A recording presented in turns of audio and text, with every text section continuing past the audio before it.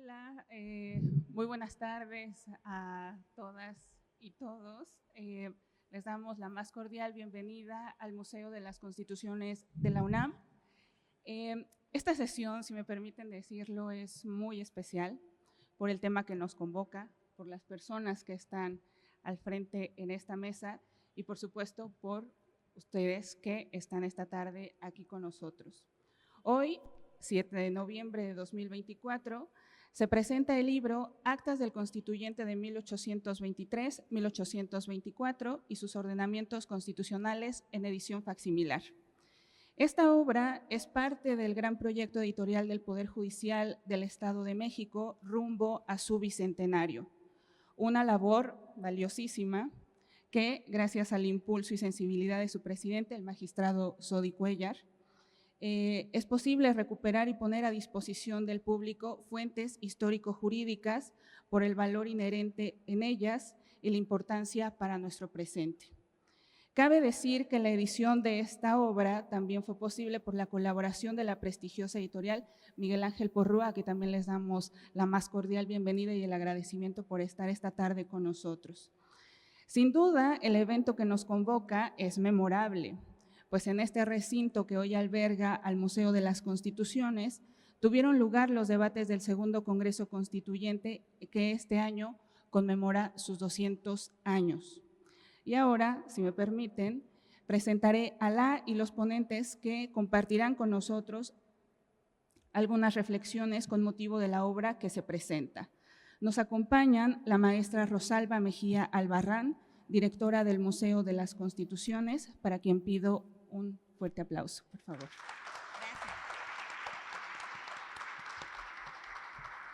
También nos acompaña el doctor Ricardo Alfredo Sodi Cuéllar, presidente del Tribunal Superior de Justicia del Estado de México.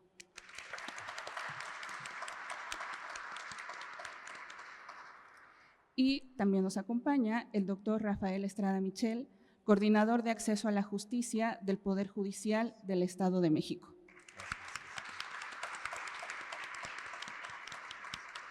Y bueno, sin mayor tardanza, cedo el uso de la voz a la maestra Rosalba Mejía, a quien le pido nos comparta sus reflexiones. Muchas gracias. Muchas gracias, Jessica. Buenas tardes a todas y todos. Les doy la bienvenida a este recinto histórico, el antiguo templo de San Pedro y San Pablo, sede del Museo de las Constituciones de la UNAM desde el 2011, que hoy recibe al Tribunal Superior de Justicia del Estado de México para presentar una publicación conmemorativa sobre el bicentenario de la Constitución Federal de 1824. Bienvenidos, magistrado presidente, doctor Ricardo Sodi Cuéllar, bienvenido, doctor Rafael Estrada Michel. Además, en esta fecha tan significativa, porque precisamente fue un 7 de noviembre de 1823, cuando el Segundo Congreso Constituyente inició sus trabajos para redactar la Constitución en este mismo recinto. Les voy a contar un poquito de la historia. En septiembre de 1821, pocos días después de haberse declarado la independencia nacional, el antiguo templo del Colegio Máximo de San Pedro y San Pablo fue escogido como la sede parlamentaria nacional. En el crucero de la nave, en el espacio en donde nos encontramos, se acomodaron las curules de los diputados en la que trabajaron estos primeros constituyentes, y en uno de los extremos del crucero se instaló la mesa de la presidencia del Congreso bajo un dosel, y en el lado opuesto 2 pisos de galerías para el público interesado en asistir a las discusiones. Durante casi 7 años, este recinto fue la sede parlamentaria de México. Como sabemos, el primer constituyente no concluyó su tarea de redactar una constitución para el Imperio Mexicano y lo sucedió después de un corto lapso una Junta Nacional Instituyente, un segundo congreso instalado en noviembre de 1823, que tuvo la urgente misión de redactar una constitución para la República Mexicana. Las deliberaciones entre estos muros duraron 11 meses, tiempo en el que fueron discutidos y acordados los primeros textos normativos de nuestra historia independiente, que fueron el Acta Constitutiva de la Federación del 31 de enero de 1824 y la Constitución Federal de los Estados Unidos Mexicanos el 4 de octubre. Las crónicas narran que ese lunes 4 de octubre, alrededor de mediodía, los diputados iniciaron la firma de un ejemplar de la Constitución. 2 horas después, una comisión de 24 constituyentes salió de este recinto entre salvas de artillería provenientes de distintos rumbos de la ciudad y manifestaciones de júbilo del público para recorrer las pocas calles que nos separan del Palacio Nacional y llevar ese ejemplar para la firma del presidente de la Nación. Cito: encabezaban la procesión los batidores a caballo y la guardia de honor, y a continuación iban 7 carruajes. El primero transportaba al potosino Tomás Vargas, diputado al que había correspondido el honor de llevar el manuscrito de la Constitución. En el salón principal del Palacio esperaba el Supremo Poder Ejecutivo. Fin de la cita. La reconstrucción de estos hechos históricos ha sido posible por el rescate de las fuentes en las que se describieron, reseñaron y reportaron. Como historiadora, interesada en el Constituyente de 1856 en específico, he de confesar la emoción que me causó saber que los libros de actas de las sesiones de ese Congreso podían consultarse en el archivo de la Cámara de Diputados y que la correspondencia de algunos de esos constituyentes, aunque dispersa, era susceptible de consulta en el Archivo General de la Nación y otros acervos que resguardan esos valiosos testimonios. Sabemos que la consulta de las actas y diarios de sesiones, entre otras fuentes complementarias, es fundamental para reconstruir e interpretar la historia de nuestros cuerpos parlamentarios y de sus protagonistas. La prensa, sin duda, es un recurso también valioso para conocer sobre las discusiones. Claro ejemplo nos lo dejó Francisco Zarco con su crónica y su historia constituyente de 1856. Pero también sabemos que los tesoros documentales pueden ser de difícil acceso, ya sea por los requisitos para consulta o por sus condiciones de resguardo y conservación. Por ello, celebro que el Tribunal Superior del Estado de México haya tenido la iniciativa, como parte de su programa editorial para la conmemoración del Bicentenario, de realizar esta publicación con los facsímiles de las actas del Constituyente que sesionó entre estas paredes en los cruciales años de 1823 y 1824. A 200 años de las discusiones fundacionales realizadas entre estos muros, esta publicación permitirá conocerlas y aprender más del proceso de creación de la nación. Felicidades, doctor.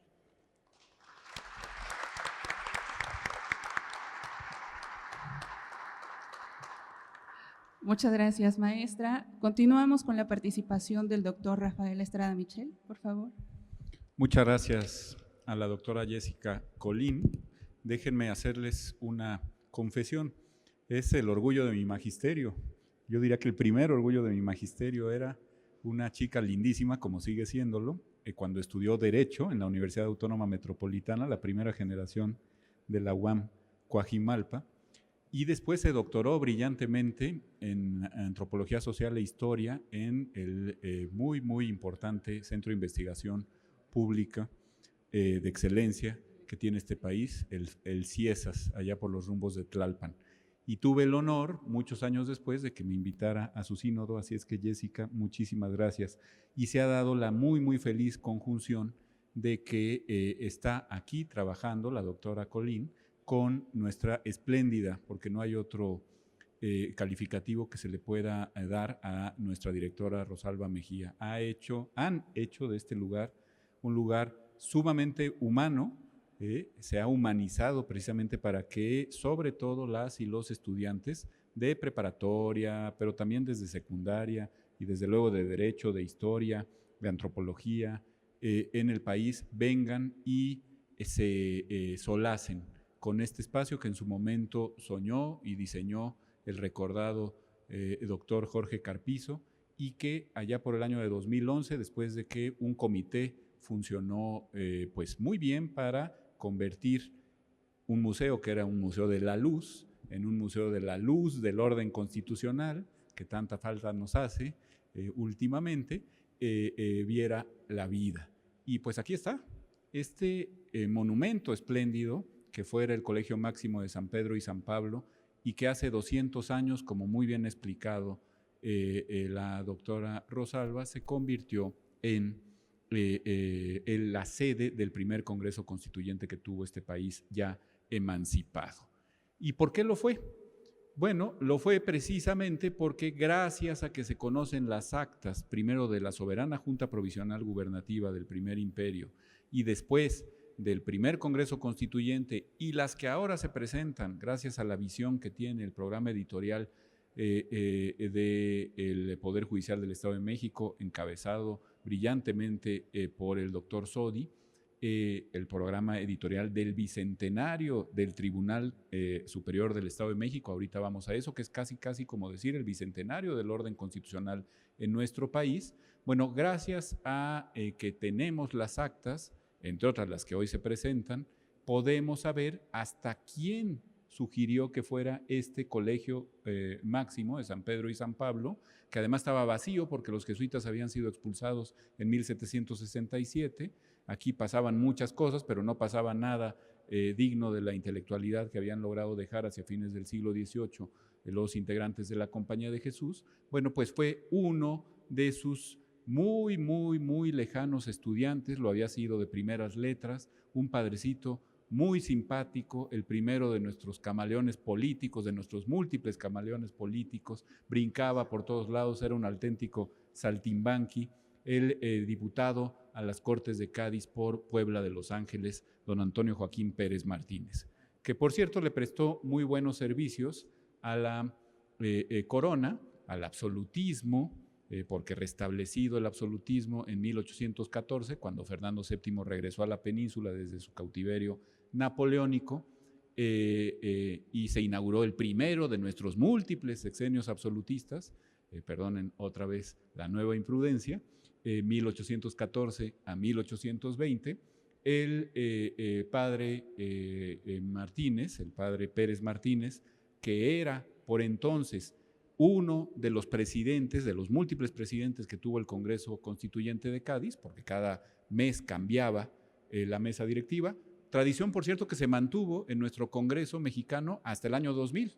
Eso lo probó precisamente con ocasión de las tácticas parlamentarias hispano-mexicanas que publicó Alonso Lujambio hace 10 años, más, 12 años, el año de su muerte. Pues fue un libro que sacó in articulo mortis el propio maestro Lujambio. Bueno, pues este padre Pérez, gracias a que se plegó, se hincó ante el absolutista que volvía de su cautiverio y dijo, sí, tiene usted toda la razón, no sé qué estuvimos haciendo aquí, es un absurdo declarar la soberanía de la nación, es un absurdo que hayamos tenido cortes, es un absurdo que le hayamos quitado a usted, don Fernando VII, la soberanía, así es que declaro inexistente, nula y de ningún valor la Constitución de 1812 y también estas cortes que nunca debieron haber existido. Venga, por favor, mi silla episcopal de Puebla, hágame obispo de la Puebla de Los Ángeles. Situación que ocurrió. Bueno, pues ese padrecito que brincó desde el liberalismo gaditano hasta el absolutismo fernandista, lo cual le ganó la silla episcopal de Puebla, nada más regresó, era un personaje muy contrastado, lo primero que hizo fue defender a los insurgentes frente al virrey Calleja y pelearse con él, casi a muerte, las cartas son impresionantes, consiguió que Fernando VII depusiera a Calleja en el año 1816 y después, restablecido el orden constitucional en nuestro trienio liberal, en el primero de nuestros muy cortos trienios liberales que hemos tenido en los países de lengua hispánica, 1820 a 1823, restablecidas las cortes, en España, pues obviamente lo primero que tenían que hacer era perseguir a los absolutistas y a los cómplices de Fernando VII en su golpe contra la Constitución. Así es que el padre Pérez, ya por entonces su ilustrísima de Puebla, de la silla episcopal de Puebla de Los Ángeles, Antonio, obispo de la Puebla, que es como firmará el acta de independencia de este país, dice, no, esto ya no nos conviene, vamos a ver cómo le hacemos para que haya independencia. Oye, hay un coronel de Valladolid, de Michoacán, que pues ahí está saliendo medio de la oscuridad y proclamó un plan, digo, a ver, tráiganme al coronel, vamos a publicarle su plan de Iguala en la imprenta de Furlong, vamos a ver de qué se trata. Pues se trata de independizar este país y crear un imperio, el imperio mexicano, sobre la base de una constitución peculiar y adaptable al reino, una constitución que no fuera la de Cádiz, aunque se pareciera a la de Cádiz. Ese señor, Antonio Joaquín Pérez Martínez, la segunda firma, porque como todos sabemos, murió Juan O'Donoghue antes de poder firmar el acta de independencia, la segunda firma que aparece en nuestro acta de independencia, ese señor fue el que escogió este lugar para ser sede del primer congreso del país independizado. Por cierto, el tipo más rico del mundo, que era mexicano también por entonces, un señor Faguaga, el marqués del Apartado, que también era vocal a la Junta Provisional Gubernativa, don Francisco, uno de los Faguaga, dijo, si lo sugirió el padre Pérez es que está a todo dar, o como se haya dicho entonces, la sede, ahí vamos a poder sesionar magníficamente bien. Bueno, pues esa es la historia de por qué llegó a ser un recinto legislativo. Ahora vamos a hablar de los protagonistas, si me lo permite la directora, el presidente y nuestra moderadora, si me lo permiten ustedes, muy queridas y muy queridos consejeras, consejeros, señorías del Poder Judicial del Estado de México, subrayo esto por la importancia que ahora voy a destacar.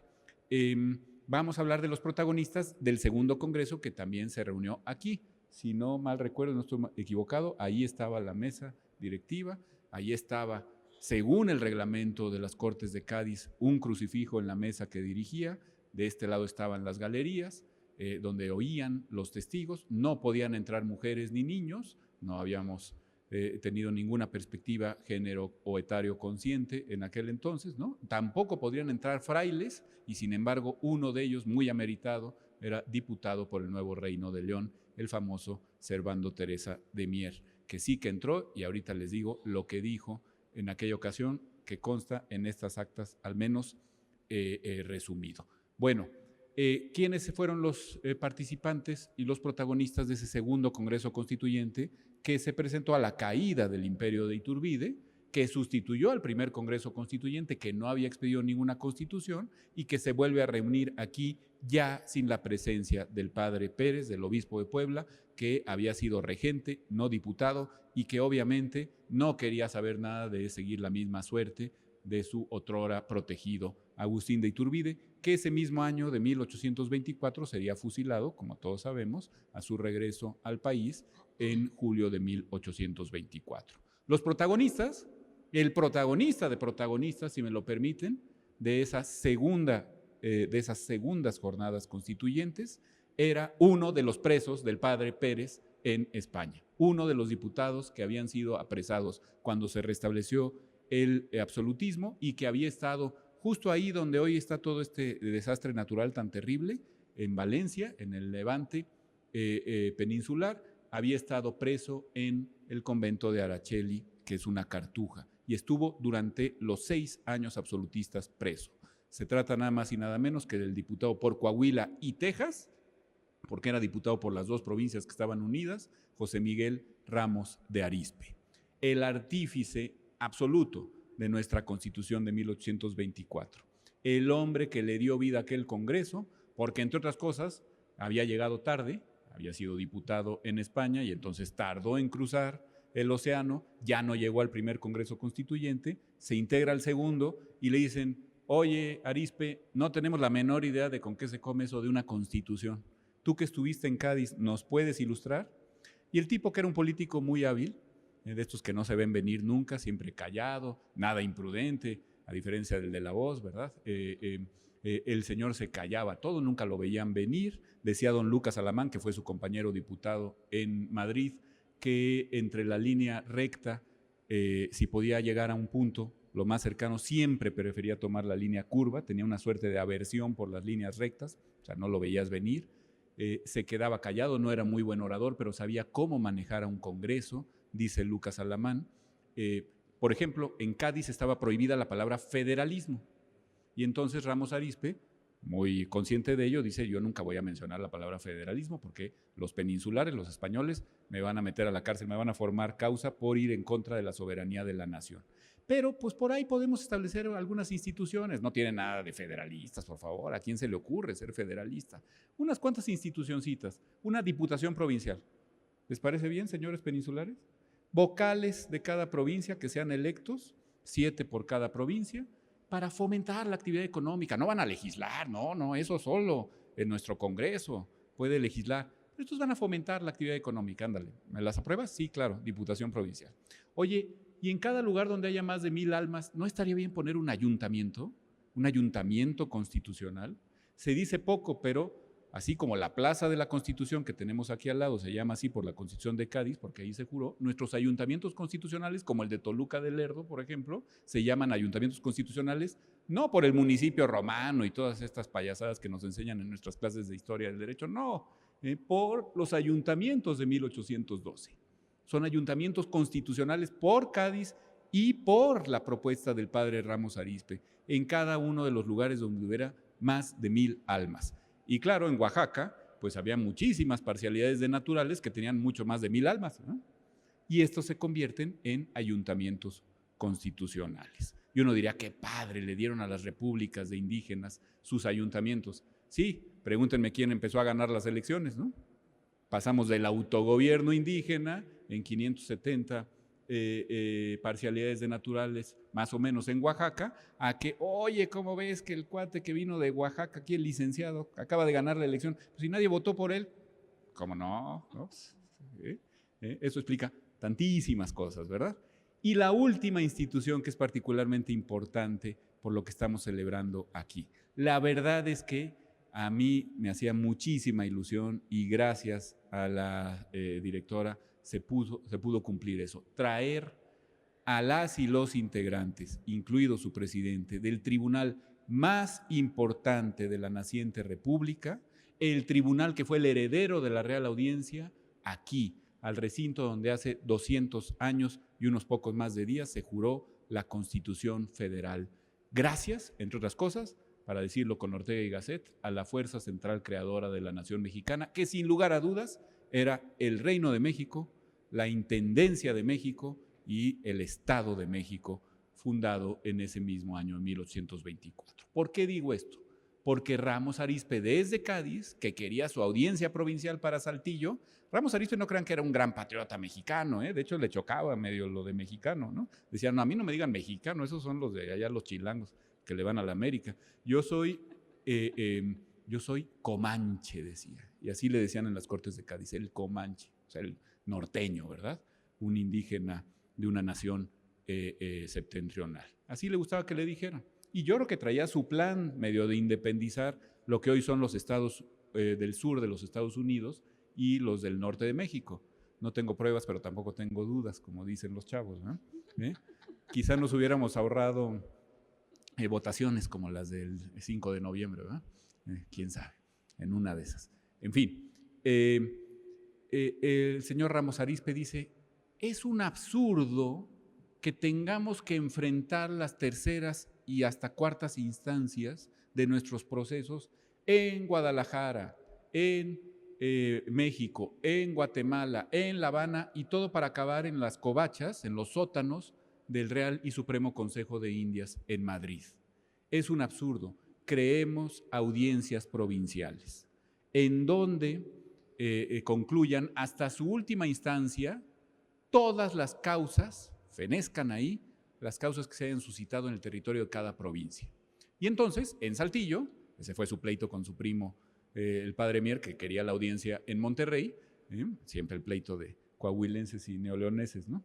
En Saltillo vamos a poner la audiencia de las provincias internas de Oriente, y se la aprueban. Desde Cádiz se aprueban, lo que pasa es que ya no dio tiempo de ponerla en planta. Esas audiencias que van a revivir en 1824, audiencias provinciales, se convierten en los tribunales supremos, en los supremos tribunales, luego Tribunal Superior de Justicia de los estados que fundaron la Unión Mexicana, incluida la Suprema Corte, que así se llamó, Suprema Corte de Justicia del Estado de los Chiapas, así, Suprema Corte de Justicia. Entonces uno pensaría, oye, la Real Audiencia de México, pues pasaría a ser, por obvias razones, la Suprema Corte de Justicia de la Nación. No, la Real Audiencia de México, que sesionaba aquí, a unos cuantos pasos, se convirtió en el Supremo Tribunal de Justicia del Estado de México. Y por eso su primer presidente, don Jacobo de Villaurrutia, fue oidor antes de magistrado del Tribunal Supremo de Justicia del Estado de México. Porque la Suprema Corte de Justicia de la Nación no era, ni mucho menos, un tribunal constitucional. Ya vimos que tampoco lo es ahora, pero bueno, esa es otra historia. Era un tribunal superior en materia federal exclusivamente. Estaban los pobres magistrados, como se decía entonces, individuos de la Suprema Corte o de la alta corte, picándose los ojos porque solo podían conocer de asuntos de las embajadas o pleitos con los embajadores o con la diplomacia y los cónsules que venían de fuera. Además, casi nadie había reconocido al gobierno de México, entonces literalmente tenían muy poco que hacer porque la jurisdicción federal era de este tamañito. En cambio, las jurisdicciones locales eran amplísimas y el tribunal del estado más poblado del país, con la mayor actividad económica, pues evidentemente era el más importante. Y tanto que muchos, como Villaurrutia mismo, pasaron después a ser parte, con las vicisitudes de la Constitución de 24, de la Suprema Corte de Justicia de la Nación y algunos hasta el Supremo Poder Conservador, que ese sí fue el primer tribunal constitucional que tuvo este país, pero ya después de la vigencia de la Constitución de 24. Bueno, pues todo esto y mucho más se recupera gracias a la preciosa edición que ha hecho. Miren la portada que diseñó nuestra querida Marta Valdespino, que está aquí presente, ¿no? Preciosa. La edición que hace el Poder Judicial del Estado de México, que promovió el doctor Sodi junto con la Casa Editorial Miguel Ángel Porrúa. Una limpieza absoluta de las actas en facsimilar. ¿Por qué es importante esto que encontraron Alejandro Morales Becerra y Manuel González Oropesa en los archivos? Particularmente en el archivo de la Cámara de Diputados, en la librería de Nettie Lee Benson, la biblioteca de Nettie Lee Benson en Austin, en Texas, que tiene la mayor colección de documentación de historia de México y de América Latina, probablemente del mundo. ¿Por qué es importante esto? Bueno, pues porque muchas de estas actas solamente las conocíamos por su transcripción en los periódicos de las épocas. Y los periódicos en las épocas estaban peleados a muerte, típicamente mexicano. Había un periódico de la logia yorquina y había un periódico de la logia escocesa. Entonces ponían en sus relatorías lo que les convenía. Así un poquito como esa novela maravillosa de José Saramago que se llama Historia del Cerco de Lisboa, ¿no?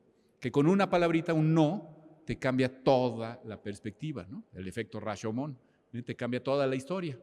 No tomaron los turcos Lisboa, sí tomaron los turcos, bueno, le quitas el no, tomaron los turcos Lisboa. La historia en esa novela maravillosa cambia por completo, por una palabrita. Lo mismo pasa aquí. Y para muestra un botón, y con esto ya me callo, el famosísimo discurso de las profecías del padre Servando Teresa de Mier. En el acta de la sesión del día 13 de diciembre de 1823, el día en que pronunció su famoso discurso sobre la profecía mexicana, en donde a su primo el Chato, así le decía a Ramos Arizpe, y si ustedes ven un retrato, por ahí hay uno de don Miguel, van a ver que sí, efectivamente era muy chato de nariz, ¿no? Y el padre Mier le decía, tú mi intrigantito chato, ¿no? Que eres una buena persona, pero muy intrigante y nos metes en muchos líos, ¿eh? Pues nunca te voy a perdonar que le hayas llamado soberanas a las provincias. ¿Por qué? Porque al llamarlas soberanas va a acabar pasando que o se van a retirar de la unión del país, eso le dolía muchísimo a Mier, que era un patriota mexicano con un sentimiento mucho más acendrado que el de Ramos Arizpe, por lo que ha quedado dicho, o bien vamos a empezar a simular una federación de soberanías que no existen. Por cierto, las dos profecías del padre Mier, es así, se cumplieron. Otras no tanto. Por ejemplo, decía, los americanos, los que se dicen americanos nunca van a poder usar ese nombre, hombre. Si esos tienen la peor parte de América, la más fría, la menos productiva, se van a tener que conformar con ser llamados washingtonios, porque los verdaderos americanos somos nosotros. 200 años después, mal profeta el padrecito Mier, ¿verdad? Uno va por el mundo diciendo, yo soy americano, y te dicen, no, tú eres mexicano. No, soy de América. No, eres, si acaso, sudamericano. Pero México, ¿no has visto un mapa? No. Le falló la profecía al padre Mier. Pero estas no le fallaron. Ciertamente el país se desmembró. Primero 5 intendencias guatemaltecas, después Texas y después la malhadada, maldita invasión de los Estados Unidos en 1847-48. Esa profecía de Mier se cumplió. Y luego la otra, el federalismo simulado. Muy federalistas, pero solo en el papel. Nunca hemos pasado de ello. A mí me emociona particularmente el discurso de las profecías porque mi padre aquí presente fue el que nos develó en sus clases de constitucional que existía el famoso discurso del padre Mier pronunciado aquí, ahí en esa tribuna, hace 200 años, 201 años ya van a ser, porque fue el 13 de septiembre de 1823. Yo, como la mayoría de los chilangos o de los que venimos a vivir a la Ciudad de México, pues creía que Fray Servando era un nombre de una calle, probablemente de un fraile del siglo XVI, ¿no? No distingue uno entre Fray Servando y Fray Bartolomé de las Casas, ¿no? Los regios peor, porque esos dicen Padre Mier, porque la calle se llama Padre Mier, y entonces le dices, oye, pero el Padre Mier es Fray Servando Teresa, y dicen, ay, ¿a poco? Sí, de veras, nació ahí donde está ahora un Sanborns, horrible, por cierto. Esa es la casa natal de Servando Teresa de Mier, en el viejo Monterrey. Lo poquito que quedó del destrozo espantoso que en 1847, como si se cebaran sobre la tierra del profeta, realizó el ejército yanqui, que casi no dejó piedra sobre piedra de Monterrey. Si ustedes han ido a Monterrey, te presumen los regios. Aquí está el barrio histórico, son 3 casitas que aquí casi que la Plateros hay más, ¿no? Pero en fin, termino diciendo lo que dice el acta del 13 de diciembre de 1823 y que ninguno de los diarios, porque Fray Servando no era querido ni por tirios ni por troyanos, se peleaba con todos, muy mal político a diferencia de Ramos Arizpe, ninguno de los diarios glosó esto. Conocemos el discurso de las profecías de chiripa, porque su amiguete, Carlos María de Bustamante, que se daba cuenta de las cosas y era un gran cronista, un historiador muy inexacto, pero un gran cronista, Carlos María de Bustamante sí tomó nota del discurso tal cual. Dice el acta.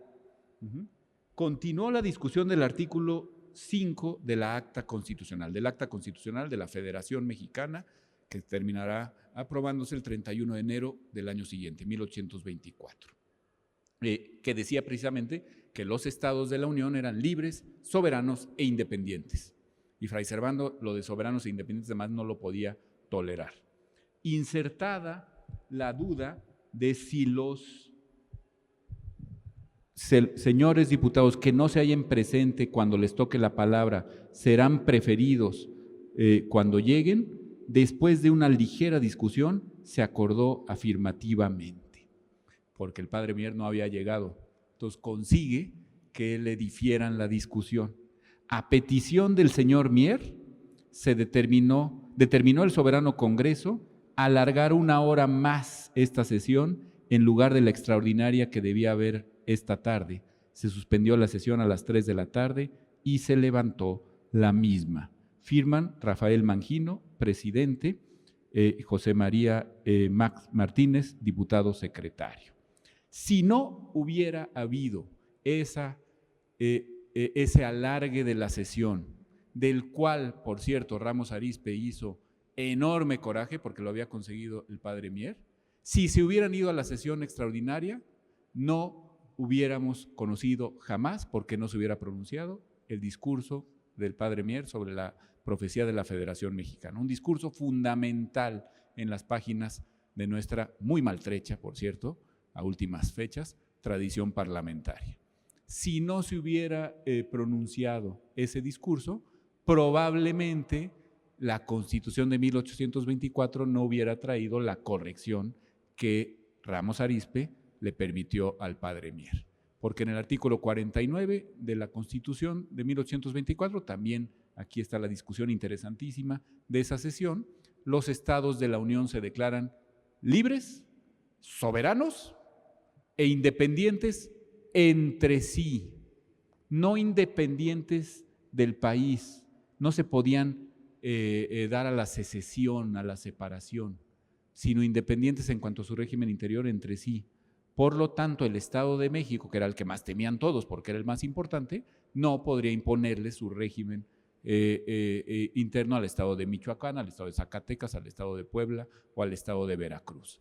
Esa partícula genial se dio gracias a nuestros 2 grandes diputados norteños y aquí, entre muchas otras cosas, y gracias a la generosidad del Poder Judicial del Estado de México y de su colección bicentenaria, podemos conocer por primera vez, sin depender de la crónica que se hayan dignado a ser los periodistas de la época. De nueva cuenta, muchísimas gracias por este momento que yo no dudo en calificar de espectacular, estar aquí con las autoridades del Poder Judicial del Estado de México en el lugar donde todo ocurrió hace 200 años. Y muchas gracias por mantener viva la llama del recuerdo al respecto. Es increíble que en 2024, y esto sí lo tengo que decir en alta y clara voz, esto sí, como si no hubiera dicho otras cosas también, es increíble que no hayamos festejado por todo lo alto, desde todas las instancias públicas posibles, el bicentenario de nuestro federalismo y de grandes personajes como José Miguel Ramos Arizpe. Yo celebro y agradezco, doctor Sodi, que el Poder Judicial lo haya hecho con toda la solera del caso. Qué bueno. Eso hubiéramos querido ver de nuestra Suprema Corte de Justicia de la Nación, de nuestra Cámara de Diputados, del Congreso de la Unión, del Senado de la República, que prefirió celebrar su disolución y después su restablecimiento en este año, por el año de 1874. Qué bueno que la Universidad Nacional Autónoma de México, desde luego, ¿cómo se me olvida? Hubiéramos querido verlo desde el Ejecutivo de la Unión. Y hubo 2 oportunidades este año, y las 2 pasaron de noche. ¿Qué pasa? ¿Que no nos gusta el federalismo? Ya vimos que no nos gustan las cláusulas pétreas, ¿eh? ¿Qué va a pasar? Tampoco nos gusta la división de poderes particularmente, ¿verdad? ¿Qué va a pasar cuando nos digan que no nos gusta la república? Hay que decirlo en alta y clara voz en estos muros. ¿Qué va a pasar cuando nos digan que no les gusta la república? Qué bueno que nuestra Universidad Nacional, lustre de este país, y que el Poder Judicial del Estado de México no olvidaron una ocasión tan señalada, y que vengan otros 200 años de orden constitucional. Muchas gracias.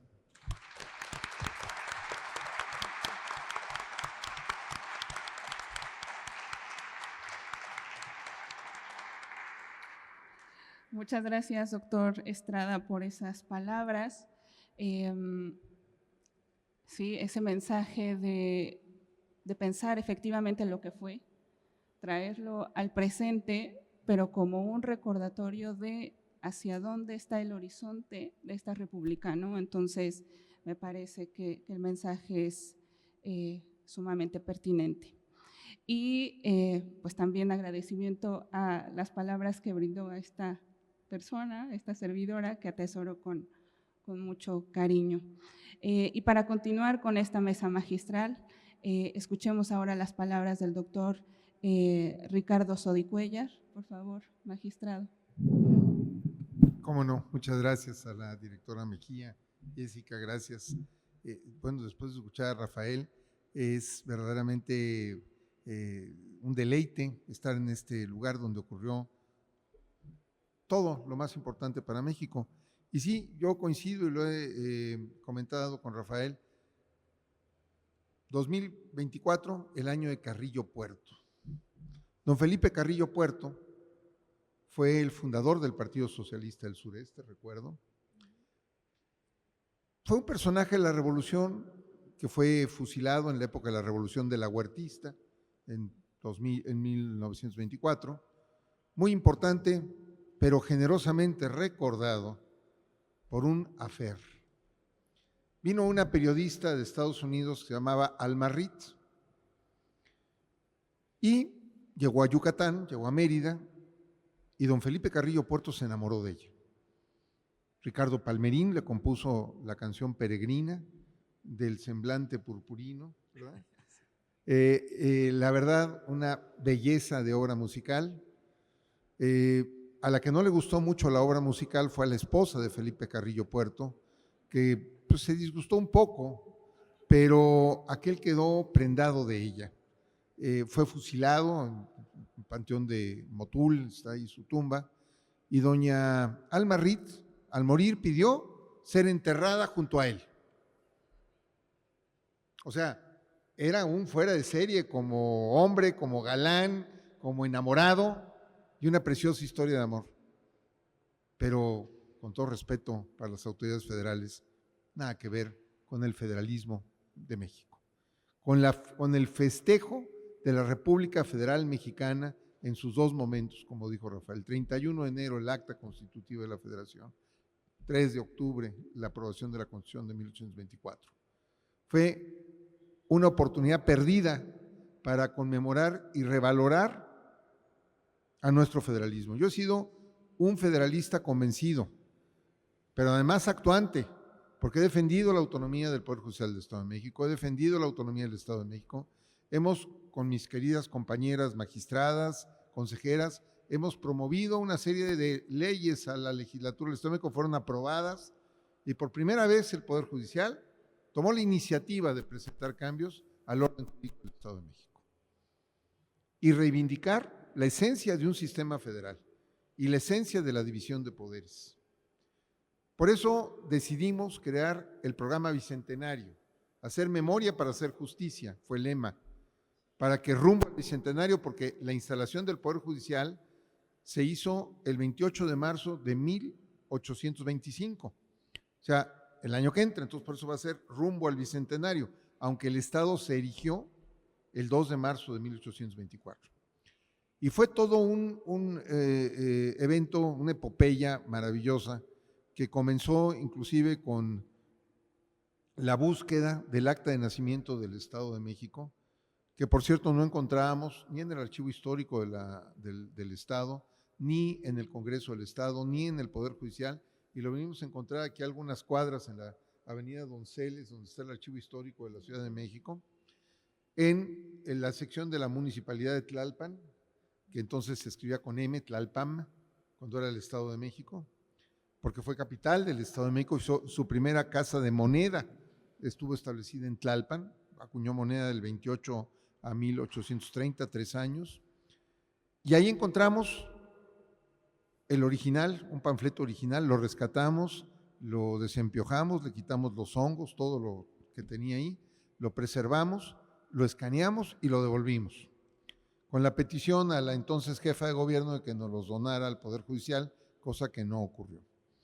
Bien, pues así empezó esta epopeya y después, bueno, si disfrutaron la charla de Rafael, ahora imaginen tardes en diferentes lugares donde nos reuníamos Manuel González Oropeza, Alejandro Morales, Rafael Estrada Michel, César Camacho Quirós, a platicar de historia de México, a platicar de este proyecto. Y gracias a la generosidad de Manuel González Oropeza fue a Austin, trajo las actas, las consiguió en el Congreso, las estuvimos recolectando. Y el Poder Judicial fue el mecenas que hizo posible todo ese proceso.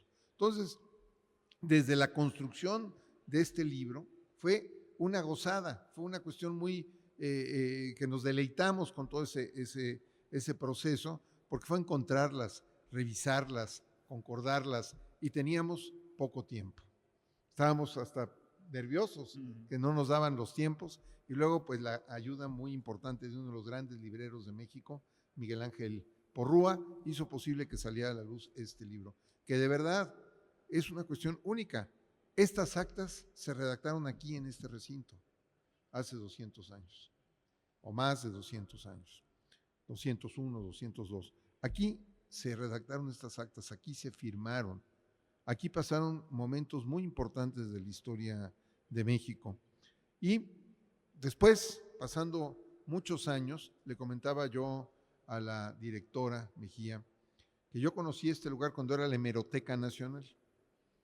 Privilegiaba nuevamente el mural de Montenegro, que está aquí a mis espaldas, que nos contó una historia muy sabrosa la directora, de que había un San Sebastián aquí, el de las flechas, el que estaba en el martirio con las flechas, y lo quitaron para poner ahí a Guillem de Lampart o a, ¿quién será? A Sigfrido de las crónicas de valquíricas, en fin, no sé. Y Montenegro se negó a firmarlo porque eso le borraron su bosquejo original y le hicieron ese personaje con un árbol de la vida, etc. Entonces se privilegiaba, era lo que se veía, pero aquí estaba lleno de revistas, periódicos, etc. Entonces yo conocí esto cuando era Hemeroteca Nacional, lo conocí después cuando era Museo de la Luz, pero ahora quedé maravillado, yo lo conocí en la primera versión del Museo de las Constituciones, que era plano, simple, feo, sin chiste, y veo con gran agrado este cambio con esta arquitectura que le da juego, le da vida, le da movimiento, le da espacio pero además también un recorrido. Felicidades. Es un lugar que de veras todos los mexicanos debemos de conocer, debemos de visitar, porque no solamente es la cuna de nuestro constitucionalismo, sino es un recinto donde aquí, si no me equivoco, juró Iturbide, ¿verdad? Y aquí lo destituyeron. Este recinto es importantísimo para la historia constitucional y política de nuestro país. Así es que felicidades, es un recinto muy bonito, una museografía hermosa y bueno, siempre en los temas constitucionales hay tantos símbolos, le comentaba la directora y algunos de mis compañeras, compañeros lo conocen. Tengo una Constitución de Cádiz escrita a mano en pergamino, en una caja para transportar el sagrado viático. Entonces hicieron esas ediciones pues por la confrontación absolutistas contra liberales en la época de Cádiz. Decir, no quieren constitución, pues se las vamos a dar hasta como hostias, ¿no? Como para comulgar, van a tener que comulgar con la Constitución. Entonces hicieron esas piezas, yo tengo una de ellas que la he exhibido ahí en el Poder Judicial del Estado de México. Y bueno, como ven, todo el tema del constitucionalismo está lleno de simbolismos. Le digo a la directora que necesitamos poner en un rincón por ahí una sección que se llame Requiem por nuestra Constitución, ¿verdad? Y al lado una flamita de esperanza para ver cuándo podemos retomar el libre constitucionalismo que siempre ha distinguido a nuestro hermoso país y la libre expresión de las ideas. Porque ahora, según el doctor Estrada Mitchell, pues la teoría de la división de poderes va a ser cambiada de la teoría de la Constitución, la vamos a pasar a la historia del derecho, por lo menos aquí en México. Pero bueno, siempre en todos estos recintos resurge la esperanza de que la creatividad, el impulso del pueblo de México siempre va a buscar causas para fomentar sus libertades. Pero a nosotros, como mexiquenses y como servidores públicos y magistrados de un Tribunal Superior de Justicia, nos toca mantener viva la llama de esa independencia judicial, de la independencia y autonomía de los poderes del Estado y sobre todo de las entidades federativas. Hemos hecho como tribunal un proyecto editorial que hoy en la mañana hacíamos cuentas, tiene 107 productos editoriales, 107 productos editoriales, 50 libros, 20 y tantos manuales y los que vienen todavía en proceso. Viene un libro sobre joyas documentales de los archivos judiciales, porque usted que es historiadora, le aseguro que nunca se ha metido a los archivos judiciales, pero los archivos judiciales son una fuente extraordinaria de primera mano para conocer la historia de un país, porque conoce la historia a través de sus conflictos. Va usted a entender que en el siglo XVIII se llamaba uxoricidio y hoy se llama feminicidio, que en el 1832 se llamaba sevicia y hoy es violencia familiar. Y va a encontrar ustedes expedientes de todos estos casos y pues desde luego hay que rescatarlos. 3 documentos fantásticos fueron declarados Memoria del Mundo por la UNESCO y pertenecen al Poder Judicial del Estado de México. Uno es el caso del indio Jusepe, una petición de herencia, siglo XVI, 1583. Otro es el caso de un delito de imprenta cometido por Ignacio Ramírez el Nigromante, donde el gobernador del Estado de México se enojó porque él publicó 2 periódicos, Temis y de Cauleón, y resulta con que el gobernador decía que soliviantaba a los pueblos indígenas del Estado de México y mandó recoger toda la edición y quemarla. Gracias a los archivos judiciales se rescataron los únicos 2 ejemplares que quedan de esa edición. Entonces los archivos judiciales son muy poderosos para preservar todo lo que está prohibido y que es lo que más enorgullece a las sociedades. Después ya deja de estar prohibido y dice, caray, qué brillante generación nos precedió y qué valientes eran, porque entonces se jugaban la cárcel, se jugaban la vida en esto. Ahora solamente creo que el prestigio, y eso se olvida pronto, el cambiar de camiseta, cambiar de ideas, porque la gente de bien no suele pensar de una forma por las mañanas y cambiar de opinión por las tardes. Y eso da cuenta de lo que sucede en los archivos judiciales. Y el último, muy hermoso, es la cesión que le hacen a Leona Vicario de una hacienda en Apan, en Hidalgo. Hidalgo era parte del Estado de México, y en 1830 le ceden una hacienda a Leona Vicario, pero ahí van a ver hoy con óptica feminista cómo las mujeres vivían en una especie de minoría de edad, en una capitis diminucio en aquella época, porque tenía que autorizarlo su esposo, tenía que ser con una orden judicial, no se mandaba sola. La heroína Leona Vicario, constructora de la independencia nacional, que había gastado su fortuna, su salud, su tiempo en luchar por la independencia y no podía recibir una donación si no es con el consentimiento de su señor esposo. Entonces eso evidentemente también nos da cuenta de todo lo que hemos avanzado en México y todo lo grandioso que ha sido la explosión jurídica que nos ha permitido llegar a niveles extraordinarios. Por eso recordar nuestros orígenes, ver estas actas, léanlas. Mis queridos magistrados van a recibir un ejemplar de este documento y también un ejemplar de las constituciones del Estado de México. Me comentaba la directora que van a hacer un coloquio sobre el primer constitucionalismo mexicano. Pues no sé, Rafael, si la Constitución del Estado de México fue la última o de las últimas. Dice González Oropesa que fue la penúltima. La penúltima. Pero yo creo que fue la última. Pues yo también, pero vamos, digamos, ya entraremos en otra discusión con Manuel, que seguramente no vino porque está postoperado, se cayó y tuvo un problema. Pero el Estado de México editamos esa colección de constituciones, que fuimos también a las fuentes originales, nos fuimos a los archivos del Congreso para encontrar las actas originales, hasta con letra manuscrita de Vicente Rivapalacio, comentarios, notas al margen de los que construyeron ese sistema.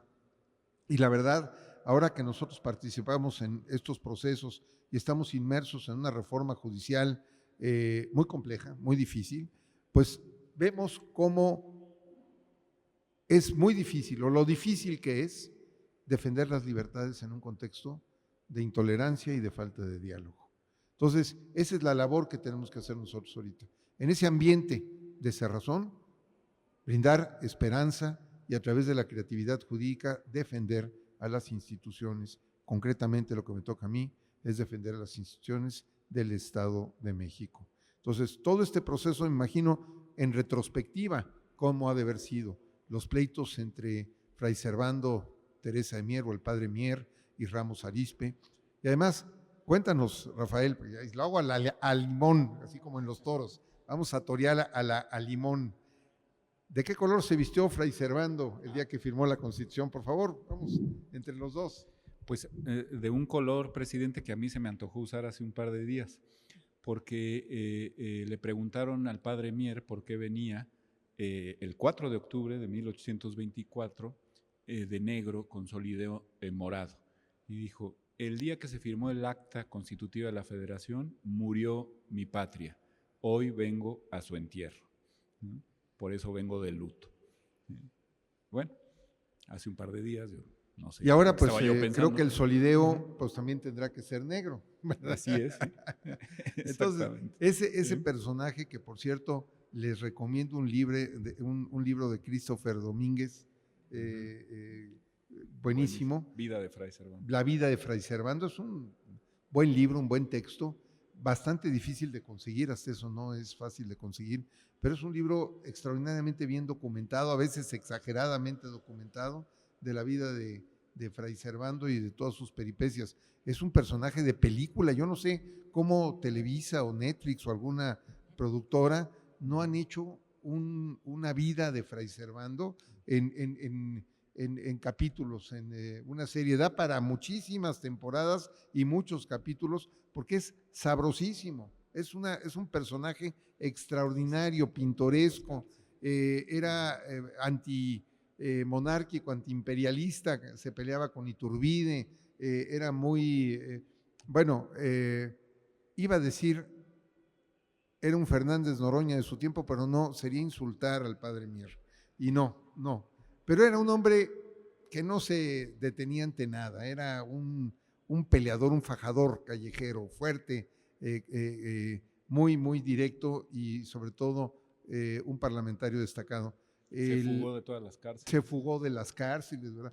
No, y tuvo un puntadón, ¿te acuerdas? Cuando en 1700, sería 92 o 93, lo invitan a la Colegiata de Guadalupe. 94. 94, bueno, lo invitan a la Colegiata de Guadalupe y se avienta la puntada de decir que el ayate de Juan Diego lo había traído Santo Tomás y lo había guardado abajo de una piedra y entonces Juan Diego en el 1531 descubre la piedra y saca el ayate y que era, bueno, y que no había sido una aparición como tal, pero que sí Santo Tomás lo había traído a las Américas. Y que por lo tanto éramos cristianos desde el siglo I. Exactamente, éramos cristianos. Tenía su cosa política. Exactamente, que era un tema político, ¿verdad? Sí. Porque era un tema que iba, sobre todo en los preliminares de nuestra independencia, era un tema tabú, ¿verdad? Y entonces, imagínense la puntada de decir eso en el aniversario de la Virgen de Guadalupe, pero en 1794. Era para valientes, ¿verdad? Por eso lo someten a proceso y lo mandan a España, ¿no? Y lo mandan a España y se escapa de cuanta cárcel se puedan imaginar. Sí. Y luego era mentiroso, ¿verdad, Totalmente. Rafael? Absolutamente. Era mentiroso, porque no sé por qué Artes y Magias dijo que era obispo de Baltimore y era protonotario apostólico, ¿no? De y se vestía, santidad, le gustaba vestirse con túnicas y con vestimentas muy exóticas. Entonces sí, la verdad, estuvo preso aquí en la Inquisición, en la Casa Chata, estuvo preso aquí también, y su muerte está rodeada también de un misterio muy especial. Cuando las leyes de reforma obviamente desamortizan los bienes del clero, el templo de Santo Domingo y la zona de Santo Domingo pues destruyen parte de eso y había un lugar donde había momias. Allí, exactamente. Pues resulta que una de las momias era la momia de Fray Servando. Y entonces, pues no sabían qué hacer con ello y se las venden a un circo. No es broma, a un circo para que las exhiban, vaya la gente a pagar por ver las momias. Y ahí estaba la momia de Fray Servando. Creo que a Porfirio Díaz o a Juárez. A Juárez. Le dijeron que la momia de Fray Servando estaba en ese circo y que era un circo que estaba de gira por Europa y luego iba a la Argentina, ¿verdad? A la Argentina. Y llegando a Buenos Aires, a la región de Buenos Aires, había una cuarentena por una cuestión de cólera. Entonces, todo lo que tuvieran de carne, fresca o momificada, la tenían que tirar al mar. Entonces, parece ser que la momia de Fray Servando terminó en el fondo del mar, ahí en el Mar de la Plata, ¿verdad? Entonces, hasta muerto dio de qué hablar y todo esto bien platicado, bien documentado, pues es muy divertido porque eran los personajes de ese tiempo, los personajes de la época. Y él era muy partidario de Guadalupe Victoria. ¿Te acuerdas dónde vivió sus últimos años? En Palacio. En Palacio Nacional. Y ahí lo dejaron vivir en Palacio Nacional. Y creo que una vez simuló su funeral, ¿no es así?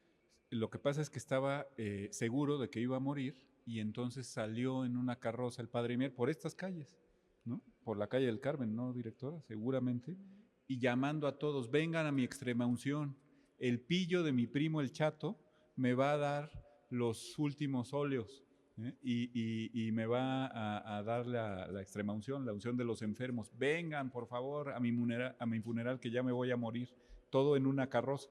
Y el pobre de Ramos Arizpe, pues sí, ni modo, se resignó a irle a dar los últimos auxilios al Padre Mier, que efectivamente, como era buen profeta, murió unos pocos días después en Palacio Nacional. Es uno de los pocos personajes, junto con Juárez, junto con Madero, que han muerto en el Madero Palacio no, Madero Nacional. lo mataron en la penitenciaría. Claro, sí es cierto. Madero lo matan en Lecumberri.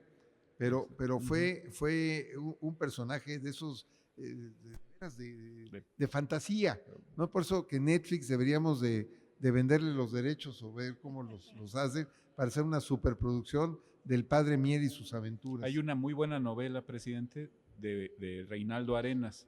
Tal vez ustedes se acuerdan de Reinaldo Arenas por una película de Javier Bardem que se llama Antes de que anochezca.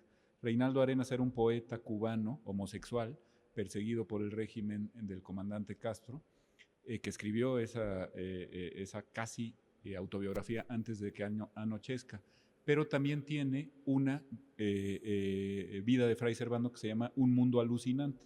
Es una especie de novela como del boom latinoamericano, de realismo mágico, Bueno, a pesar de ser un gran escritor, Reinaldo Arenas, que podríamos darle eso a Netflix para el guión, las memorias de Fray Servando, su apología, su historia de la Revolución de Nueva España son mucho mejores que la novela de Reinaldo Arenas. Es decir, es más interesante la vida realmente vivida o como él la contó, del padre Mier que la del realismo mágico que plantea Arenas, como si fuera una novela de García Márquez. Porque además, mentiroso que era, se pone en el centro de todo, ¿no? Sí. Regresó a México con Francisco Mina, no era Javier Mina, perdón, era Javier Mina, nada más Javier Mina.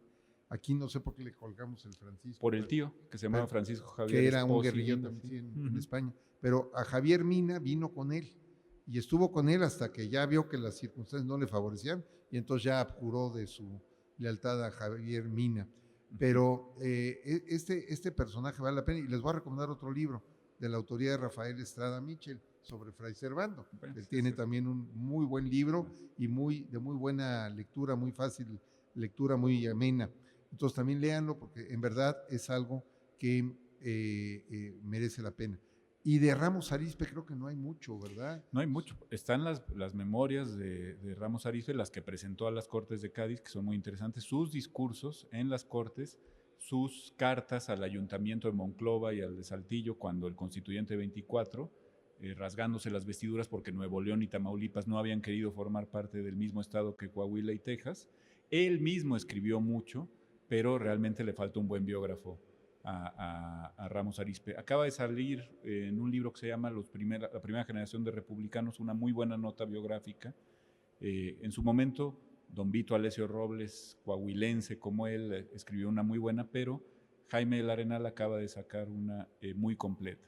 Pero finalmente no hay una biografía como la de Christopher Domínguez de Fray Servando, ¿no? Sí, esa de Christopher Domínguez merece mucho la pena. Habrá que motivar a Christopher a ver si le interesa. Si quiere dedicarse a escribir esa obra. Porque además en aquella época los curas también eran masones. Sí, Ramos Arizpe, eran gran masones. maestro de la masonería. Eran curas, pero eran masones. Esa prohibición fue hasta Pío IX, cuando Garibaldi toma el Vaticano, entonces Garibaldi, que era masón, y los excomulgan. Pero fue hasta la segunda mitad del siglo XIX. Pero vamos, el padre Mora, José María Luis Mora, era masón, Ramos Arizpe era masón, ¿verdad? Fray Servando decía que no, pero como no es posible creerle nada a Fray pues Servando. Sí, de él no sabemos, ¿no? Pero de él no sabemos. Si te digo que era protonotario apostólico y en su vida… Confesor de su santidad. Confesor de su santidad, me favor. Y un detalle buenísimo, en Francia se volvió de la iglesia, ¿cómo se llama? Constitucional francés. Del clero constitucional. El clero constitucional. Una pareja, porque se permitía, tenía su novia, ¿verdad? Entonces dijo, caray, qué bueno, no necesito colgar los hábitos, nada más levantarlos y ya. Y entonces en Francia, después de la Revolución, pues vino todo ese movimiento iconoclasta y movimiento pues muy disruptor, y eso le tocó vivir a Fray Servando. Entonces, imagínense ese hombre que tenía un poquito más de mundo que los demás, que hablaba pues un par de idiomas, hablaba inglés, hablaba francés, aparte del español, pues vino aquí a dejar boquiabiertos a todos los incipientes mexicanos que no conocían más régimen que la monarquía, por eso fuimos imperio, que no conocíamos otra forma de gobierno, que la forma republicana o democrática nos era completamente ajena. Entonces, en ese contexto, imaginen la responsabilidad y al mismo tiempo la audacia de los que se reunieron aquí en este recinto para construir la primera República Federal Mexicana. Audacia, ingenio, temerarios y al mismo tiempo echados para adelante para enfrentar esa obra tan magnífica. La Universidad Nacional hizo también una obra que se llamaba El año que fuimos imperio, no sé si la han visto.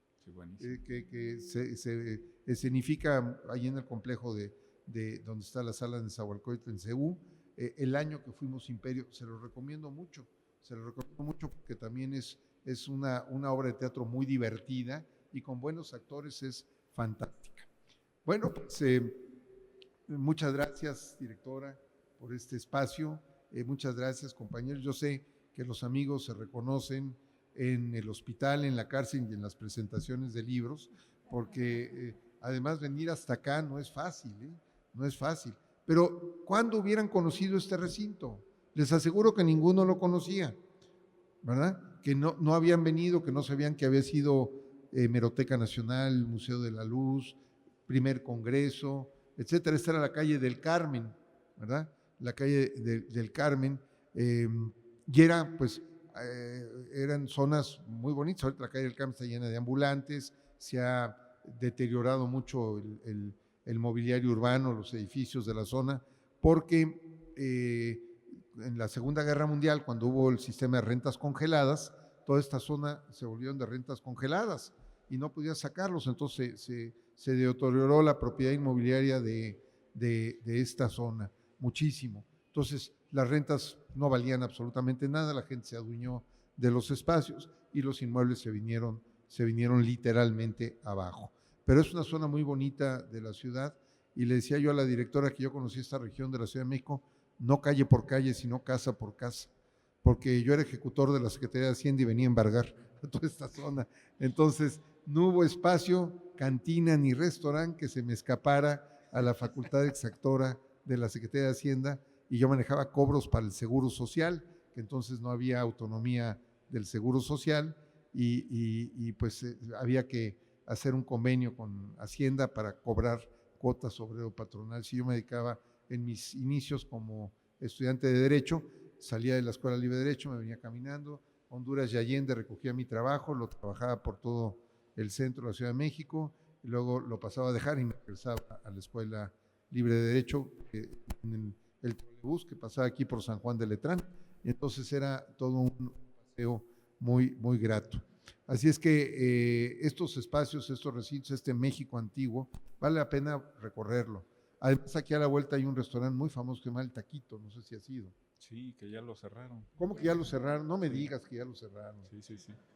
No me digas. El famoso taquito de Tepito, sí. Era el famoso Taquito de Tepito, en un restaurante bueno, ahí, según dicen ellos, se inventó el cóctel Margarita, según decían ellos, que ahí se inventó el cóctel Margarita, pero había fotografías con Marilyn Monroe, con Tyrone Power, con actores, bueno, de gran nivel, y otro que venía mucho acá era Jacobo Zabludowski, que era un gran taurófilo, y este era una peña taurina, un bar taurino, en un segundo piso, aquí a unos metros. Qué pena que ya lo cerraron, hombre. Este año, ya sin visos de que lo puedan, porque era la misma familia de la que lo operaba, ¿verdad? Lo mismo pasó con el Santo Domingo. La hostería. Sí, pero eso por la pandemia, ¿verdad? Ya no se recuperó. Que el Santo Domingo era el restaurante más antiguo de México. La hostería de Santo Domingo, eran famosos los chiles en nogada ahí. Y lo que sí sigue es el Bar Madrid, o tampoco. No, sí, ese sí. Ese sí, bueno, vaya. Sí. Pues, ahora sí que, si no, ahorita imagínate pasamos. nada más, qué tristeza. Pero el Taquito era un súper lugar para comer, para beber el cóctel Margarita, que era la especialidad de la casa. Ellos alegaban que ahí lo habían inventado. Vete tú a saber, ¿no? Pero tenían fotos con Marilyn Monroe tomando el cóctel Margarita, Tyrone Power, ¿cómo se llama? María Félix, Silvia Pinal. Estaba llena la pared de puros retratos de famosos que venían a comer al Taquito, aquí a la calle del Carmen, ¿verdad? Sí, señor. ¿Verdad? Es una pena. Bueno, las cosas cambian. Bueno, muchas gracias por su atención. Espero que, al igual que nosotros, hayan pasado un momento muy agradable. Muchas gracias, Rafael, por este hermoso proyecto que hoy se materializa y que, pues además, no nos costó trabajo, más bien nos divertimos haciéndolo. Fue una experiencia muy bonita, muy grata, y ustedes, por favor, véanlo, lo van a disfrutar muchísimo. Adéntrense a las actas, vean el lenguaje de la época, conozcan todo lo que vivió México para ser lo que hoy somos. Y esperemos que obviamente la sensatez constitucional regrese al parlamentarismo mexicano en algún tiempo. Muchas gracias, buenas tardes.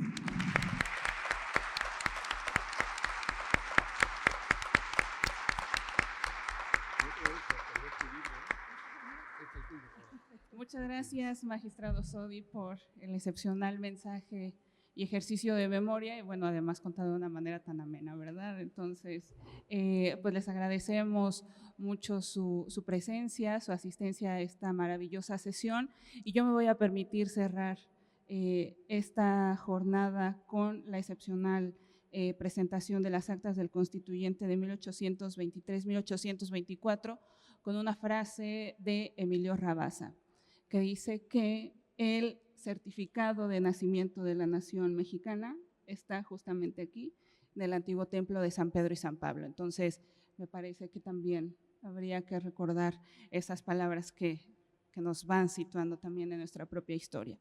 Pues les agradecemos mucho, invitamos por supuesto a las personas asistentes a consultar, a leer, a reflexionar más sobre estas actas constituyentes, y por supuesto aquí también tenemos a nuestros amigos de Miguel Ángel Porrúa que tienen a la venta el ejemplar. Entonces, pues les agradecemos mucho y buen viaje de vuelta a Toluca.